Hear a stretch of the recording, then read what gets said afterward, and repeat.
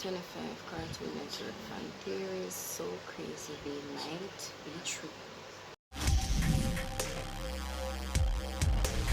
Since 1992, Cartoon Network has brought us some of the most amazing and beloved cartoons in television history. With shows that start out for children but amass huge adult followings, this network is here to stay. While kids may love the shows, it's the grown-ups who take to Reddit and come up with some of the craziest fan theories out there that just have to be seen to be believed. Don't forget to click that red subscribe button to stay up to date with all of the newest and coolest content from Screen Rant. Oh yeah! Cupcakes!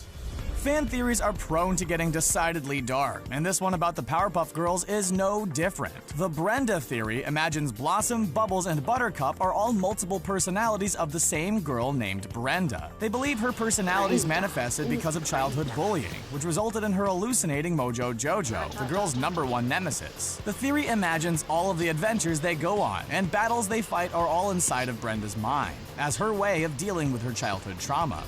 Dexter's Laboratory is one of the most popular cartoons Cartoon Network has ever made. It's the story of a young genius, mad scientist Dexter and his overbearing sister Dee Dee, who always manages to foil his plans. But this fan theory makes us see it in a whole new light. It imagines Dexter actually killed his family in a terrible accident, when one of his experiments went wrong, and the family we see him with are clones he rebuilt in order to cover up the accident and rid himself of guilt.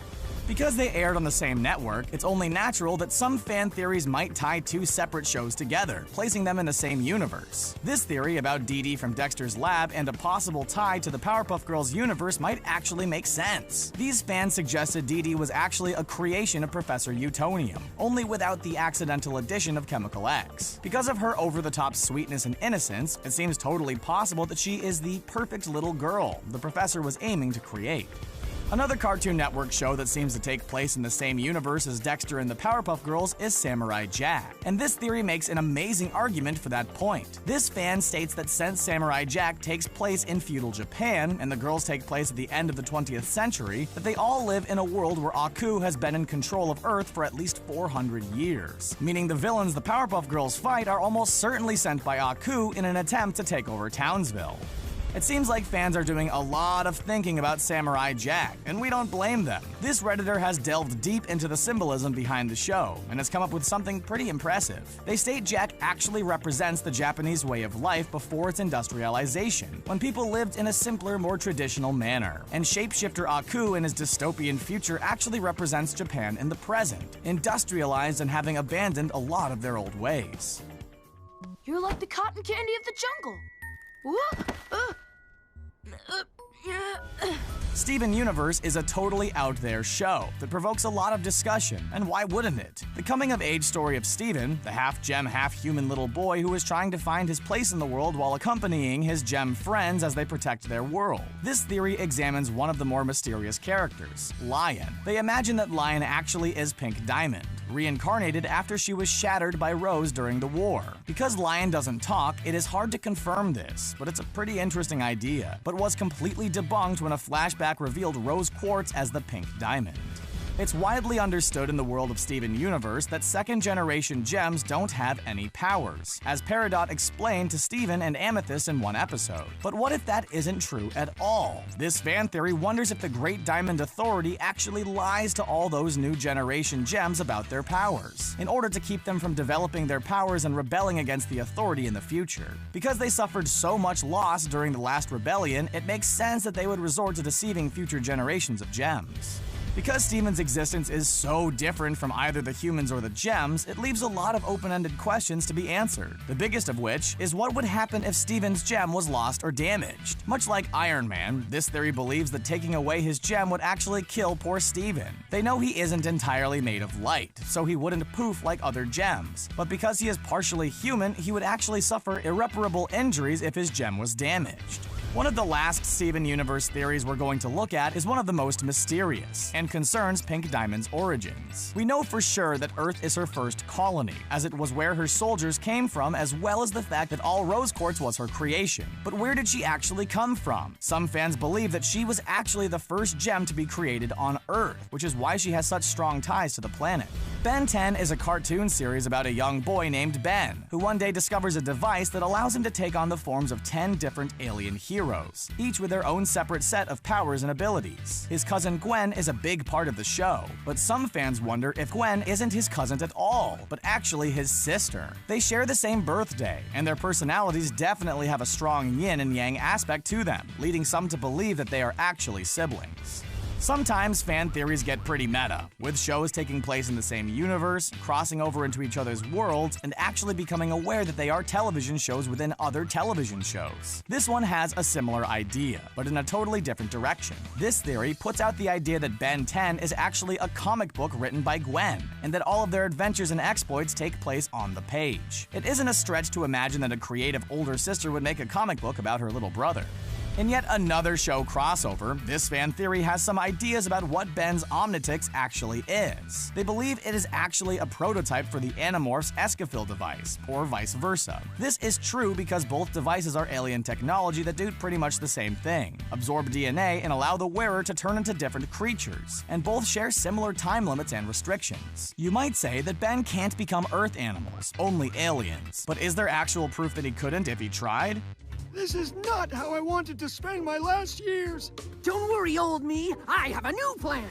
Teen Titans has been regarded by some as the best superhero cartoon ever made. And while there will always be people who think differently, there's no denying how awesome it is. Even Teen Titans Go, which is clearly a younger, sillier version of Teen Titans, still has a huge fan base. So much so, some even believe that Go takes place in a parallel universe from Teen Titans. Because the second version is so much wackier than the original, they believe it is just a different, wilder timeline than the first.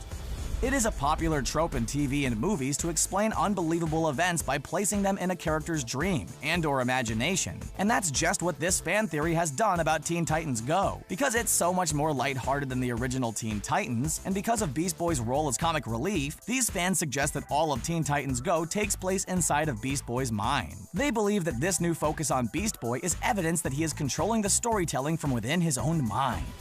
One fan theory out there about Teen Titans Go is pretty unbelievable, but also makes a lot of sense. They suggest at some point, Lex Luthor actually managed to buy the entire planet Earth. First of all, his face appears on all of the money, which is a classic dictator move. And they go on to say that he eliminated mundane crime and cleaned up Gotham, all for profit, of course.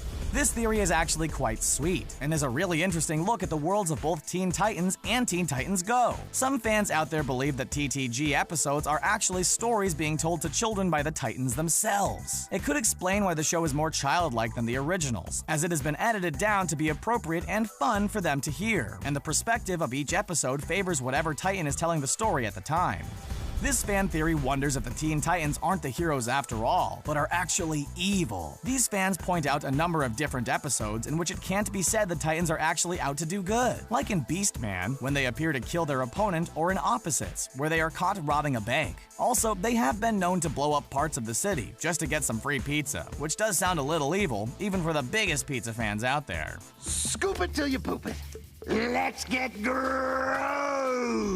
Adventure Time is one of those cartoons that is technically for children, but has undoubtedly become even more of a sensation among the older generations. It's these adult fans who are responsible for some outrageous theories, and they really aren't afraid to dig deep. This first theory states that Ooh, where the show takes place, is actually a post-apocalyptic version of California, given that we have seen a California license plate and the fact that all the characters speak American English. It's not much to go on, but you never know. One of the most beloved characters on Adventure Time is, of course, Princess Bubblegum, who is adored for her humor as well as the fact that she is clearly a little messed up. So much so that some fans believe that she is actually a high-functioning sociopath, and has proven it time and time again. From her ability to lie to others and not feel remorse, to hiding her emotions, to holding up on her own and not speaking to others and more, the evidence to prove this one true is everywhere. One of the most popular types of fan theories are those that attempt to explain and understand characters' mysterious origins. And this one is no different. This theory wonders if Finn's mother is actually Susan, who was lost at sea when Finn was a baby, and was taken in by the fish people. Because of a head injury during the accident, she has no memory of it or of her son. It also explains that Finn's fear of the ocean is because of this incident, a childhood trauma that he never got over. Perhaps the most popular Adventure Time fan theory is this one, that Marceline and Princess Bubblegum are actually a couple. While it has never been explicitly stated, the evidence just piles up to confirm what fans have wondered. Firstly, we have an episode where Princess Bubblegum wakes up wearing Marceline's shirt, and another time in which Marceline sings a pretty romantic song to Princess Bubblegum. Some fans believe that Adventure Time is actually just a game being played between Finn and his father, and there is a lot of evidence to back it up. First of all, the characters grow up, which is very unusual for a cartoon. And secondly, there is almost always a lesson or moral, which a father would undoubtedly make a part of the game. Oh, Benson, Get back to work, now! Regular Show is anything but, with its lead characters being Rigby the raccoon and Mordecai the blue jay, who are groundskeepers at a park. But this fan theory calls into question the entirety of the show. They wonder if Mordecai and Rigby aren't animals at all, but human beings who partake in some illicit substances to make them believe that they are their animal counterparts. There is a lot of evidence to support this theory, if it's never explicitly stated. All it takes is one episode to believe this could be true. It's built into their characters that Mordecai and Rigby are a bit lazy, and they'll do pretty much anything to avoid work and have a good time. And this theory plays off of that idea. Fans believe that all of the events of the show that are so ridiculous and outlandish are actually just elaborate excuses that the boys tell their boss, Benson. Rather than admitting to skipping work, they concoct the insane tales of adventures that make up the episodes, even bringing him in on it in order to confuse and distract him.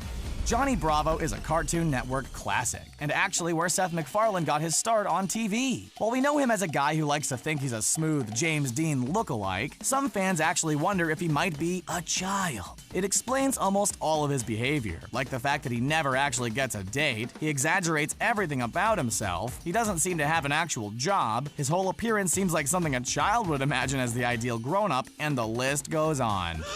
How'd you like to paint the town red with a happening hipster? Still a baby.